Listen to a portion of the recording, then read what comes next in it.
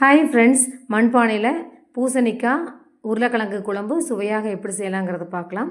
Lemon size புளி 2 tumbler தண்ணி விட்டு கரைச்சி வடிகட்டி புளி தண்ணீரை பானையில் விட்டுருக்கேன். 1/2 ஸ்பூன் மஞ்சத்தூள், 1 ஸ்பூன் கல்லுப்பு போட்டிருக்கேன்.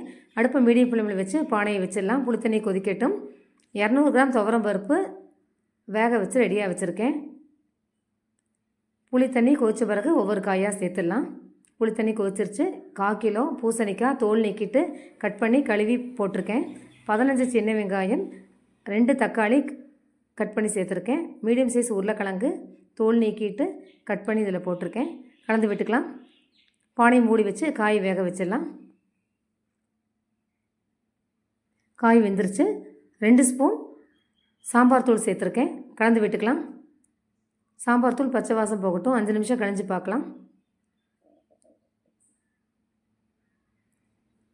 வேக வச்ச துவரம் பருப்பு மத்தால கடைஞ்சி குழம்புல சேர்த்துக்கலாம். 1 ஸ்பூன் உப்பு போட்டிருக்கேன், கம்மியாக இருக்குன்னு கலந்து விட்டுக்கலாம். தாளிப்பு கொடுத்துடலாம். 1 ஸ்பூன் எண்ணெய், 1 ஸ்பூன் கடுகு போட்டிருக்கேன். தாளிப்பு கொடுத்தாச்சு. 1 கைப்பிடி அளவு கருவேப்பிலை போட்டிருக்கேன். 1/2 ஸ்பூன் பெருங்காயத்தூள் போட்டிருக்கேன். கலந்து விட்டுக்கலாம். சாம்பார் நல்லா கொதி வரட்டும். மண்பானையில் செய்யும்போது ருசியே தனி தான். சூடான சாதம் வடித்து சாப்பிட்டு பாருங்கள்.